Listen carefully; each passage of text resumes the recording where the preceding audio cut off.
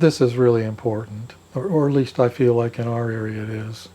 For us, goldenrod is really the last pollen flow of note before winter, and as far as I can tell, it's well balanced, and I think it's pretty good stuff. Not all pollen is, honestly. So far, wherever I've kept bees, wherever I've lived, I've been lucky enough to have a decent late summer or early fall pollen flow.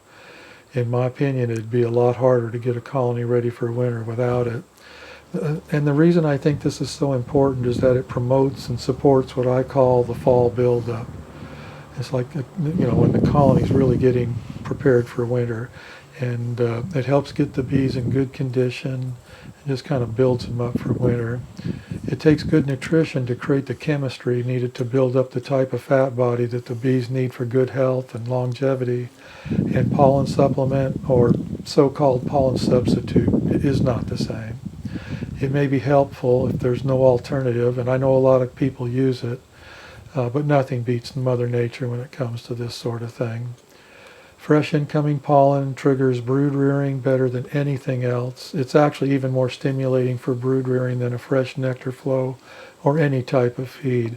You can somewhat stimulate brood rearing with a nectar flow or by feeding thin sucrose syrup, but it's not like this. And if there's not incoming pollen or at least good bee bread present, the colony as a whole will become nutritionally depleted and it will suffer accordingly. I guess you could think of a colony of bees as sort of a food bank. Bees can and will pull nutrition out of their own bodies to make brood food when they have to. But if they don't get properly replenished at some point, things will start to go downhill. The immune system and vigor of each individual bee will be compromised. Their ability to detoxify and their gut health will be compromised. And the entire population really will have their lives shortened. Just as we humans need good nutrition to flourish, so do the bees, and without it there will eventually be a price to pay. That's why fields like these are so important, and what's really concerning is that in many places they're disappearing. These cells right here in the middle of this picture have larvae that are swimming in brood food. Big puddles of it under the larva. That is a sign of good nutrition. When you have young larvae that have kind of a dry cell, that's a sign of malnutrition. And just 2 or 3 weeks ago, if we would have taken this same picture, we would have shown larvae that really didn't have much of a puddle in the cell. And now they're swimming in it, which is a really good sign. That good nutrition, getting ready for winter, is extremely important. And the bees are in the way, John. Yeah. Too many bees. Too many bees.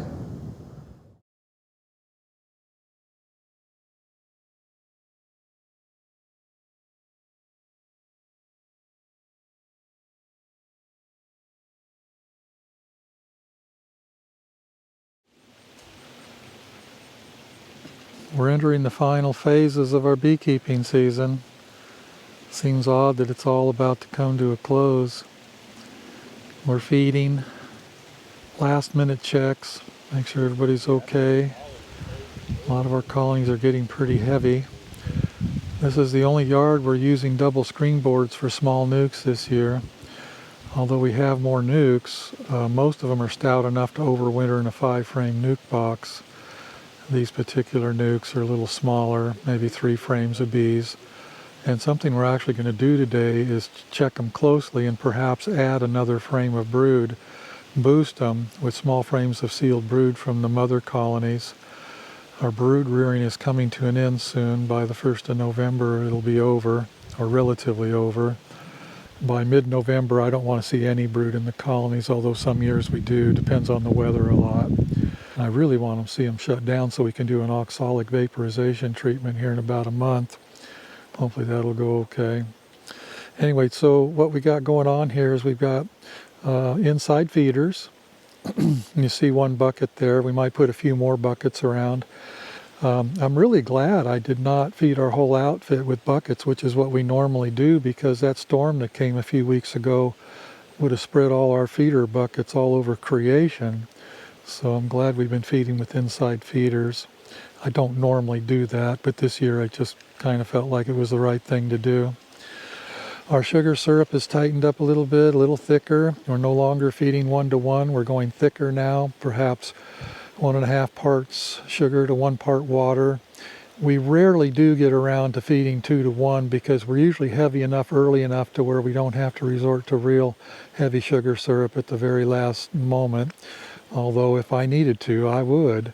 But we've been feeding for a while now, and these colonies are starting to feel pretty good. We'll dive in here and see what we got. So Selena has one of the smaller nukes. Are they rearing brood at all? Oh gosh, yes. Yeah, they got brood going on. That looks But good. they only have about two frames like this. 2 frames, 2.5 frames, Yeah. 3 frames of bees. 3 frames of bees. So I'm Yeah, gonna give so them we're going to some give this bees. another frame of brood, sealed brood, and then that should be plenty of bees for the winter. If we can get them up to 3 to 4 frames, they'll overwinter over these double screen boards quite nicely. John, let's see. Are we putting a bucket on these nukes? How that looks pretty heavy from here. It's got some weight. What do you? I don't know. Take this apart. I want to see what's going. Take the nuke apart. I want Okay. to see what they're up to.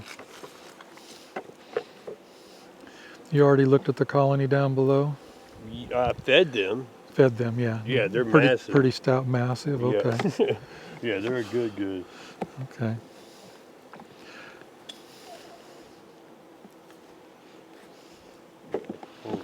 Yeah, you go. Yeah. Oh, They don't need 10 frames of food. They're not that big of a colony. okay. And we're going to give these sugar cakes later in December. I like seeing that brood still in these little guys, so they're still rearing brood. So how many frames of bees you got here? Probably you got about 4 frames of bees in this one, don't you? There's like a couple of half frames. Yeah, about 4.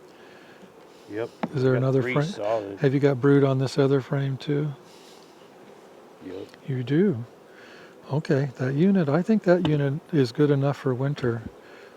This could take a 1-gallon bucket of food. Okay. They'll handle that quite fine. They got, what's going to happen over time here as brood rearing diminishes, there's a lot of room in this colony to absorb a gallon bucket of food. Okay. I see what you're So saying. they're fine. All right. They'll take a gallon. Now, if they were plugged down to a small brood nest, we would not want to feed them. Okay. I'm making them a And of course, these nukes here are getting 3 strips of oxalic extended release pads until all the pads are going to come off in November. They've already been on there, gosh, a month or a month and a half. We put those on when we were done doing the thymol apigard treatment. Right. And then we'll take them off sometime in November.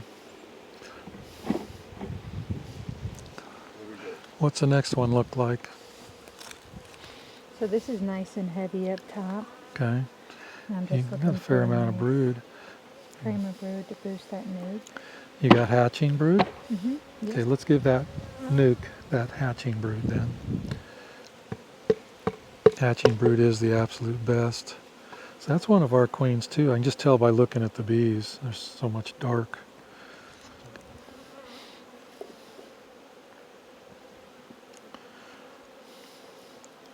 So she found the queen in this other colony, put the queen back in, and that's good for the winter now. That's good enough.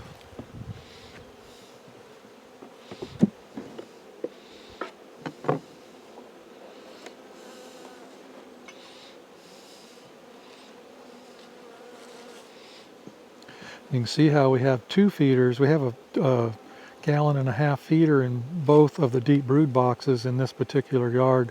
This is the only yard we did that to because they were running kind of light a month ago and we wanted to feed them fast.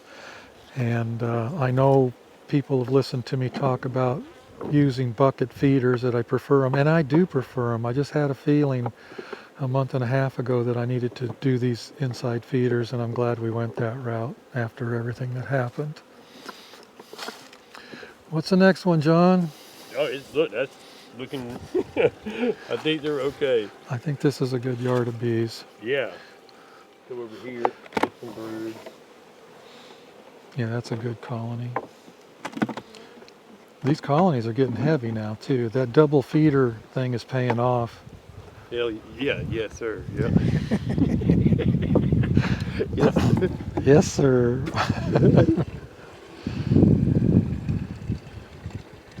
Yeah, I mean 3 gallons at a time. That's pretty sweet. This is $50 a pallet to feed right now. You do the math. Yep, 12 gallons and $4 a gallon. There's 12 gallons on this pallet. You know what I mean? And Oh yeah. at $4 a gallon, which is what. Yeah, these totes of syrup add up. I mean, It's $1,000 a tote. well, no, it's not. Is that? No, Yeah, it's- 250 gallons, $4 a gallon. That's $1,000. Yeah. We can do two And totes we're easy yeah, in a we're day. we do 2 totes a day. Easily. Gosh, Sean, you just reminded me of how expensive Yeah, this is sometimes to math do. is scary, right? It is, yeah. You got brood in the top? Yes, sir. Yep. Okay, brood in the top is it's a good sign that we have a good queen, but it's a bad sign, means they're not heavy enough. So, yeah, Okay. because there shouldn't be room in the top box for brood right now. So, okay, both inside feeders, which is 3 gallons and a 2-gallon bucket, Okay. and that should finish them for, Yeah, that no, should be see- good enough for winter. And now- We will not be doing this level of inspection again. This is it. Last time.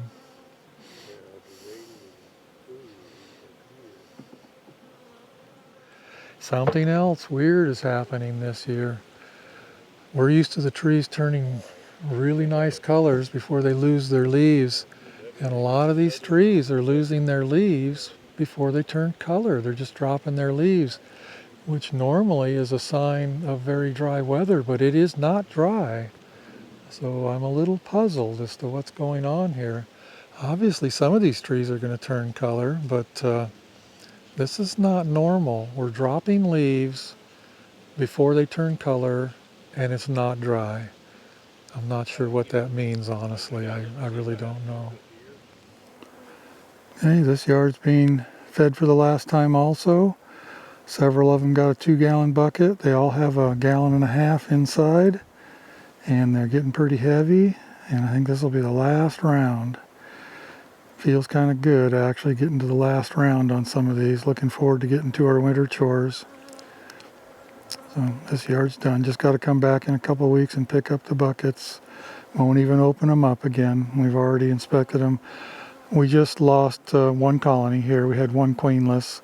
It's kind of funny. No matter how many times you go through your colonies, it seems like every time you go through a yard, there's one more issue. And there's this well-known saying that says, take your winter loss in the fall, and that's what we're doing here. Combine colonies that are either have a bad queen or no queen at all. Now's the time.